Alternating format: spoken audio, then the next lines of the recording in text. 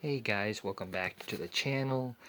And this is the second of the 3 boxes which I had ordered for some of my first plants of the year. And this is one of the plants which I am one of the most excited about because I have never had this particular carnivorous plant before, ever. I've read a lot about it and I've always wanted to get one, but the thing is that this particular plant, it's very expensive and it's also very hard to come by. In US dollars, they can cost well over $100. I found one that was moderately reasonably priced.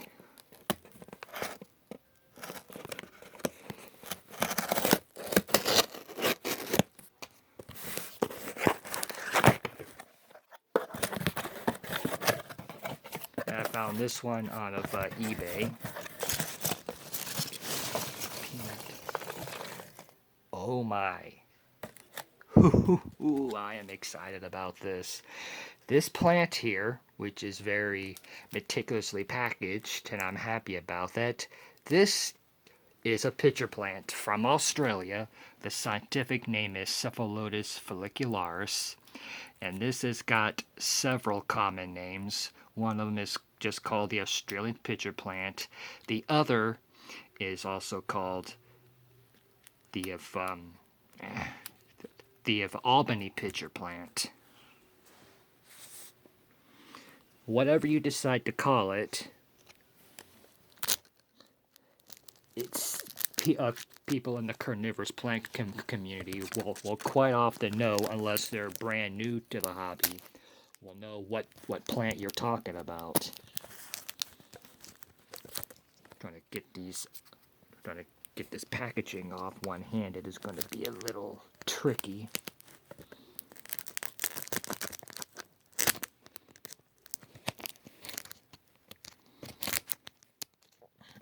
The thing with this particular carnivorous plant is that what makes this particular plant so unusual is that it's got two carnivorous. I mean, it's got two types of leaves. It's got the regular pitchers, and it's got and it's also got a non-carnivorous leaves right there.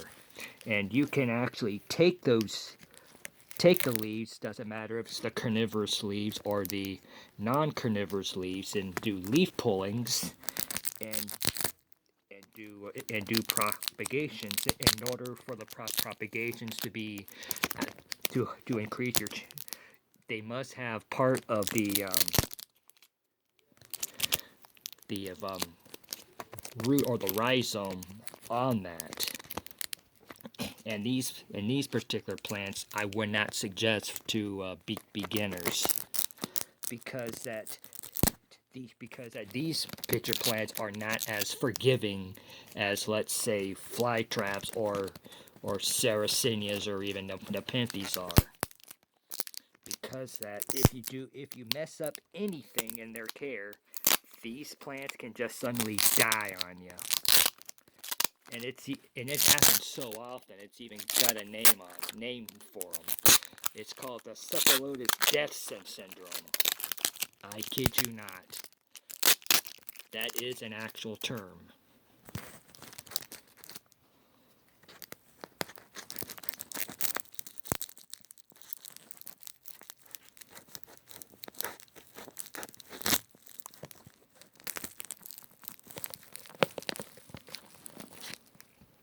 Wow. The guy that I bought this plant from really sure did a really good job at packaging. If you want to get a plant like this, if you at least want to try it, the guy who sells these plants is called Los Exotics, if I remember correctly. That's what the store is called.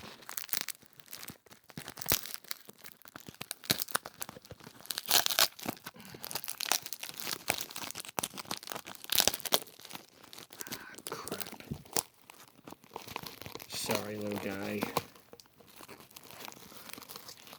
Sorry, little guy, I did not want to disturb you. But it was packed, but the lid was, but it was just so packaged on there so well.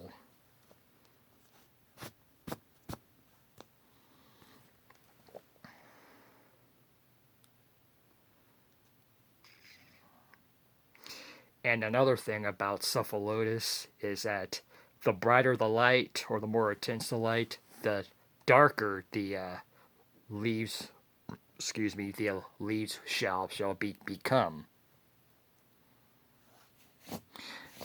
I am very happy with this. I'm going to try my best not to kill it. So guys, wish me luck.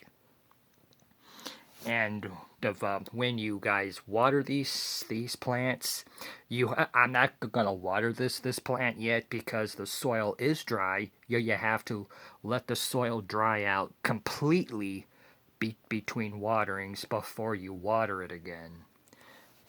These guys do not like damp soil like of Sarracenia do and Nepenthes do.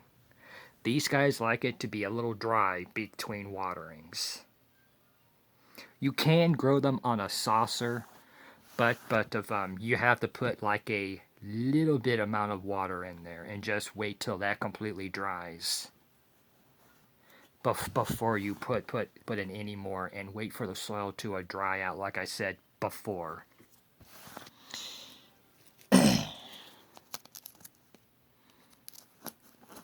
And there are many different varieties of these plants. You have a typical one, and this one is called purple.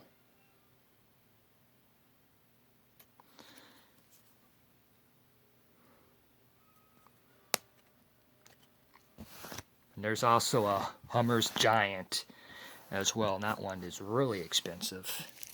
So if you guys happen to like this video, give me a like, subscribe, and I'll see you guys next time.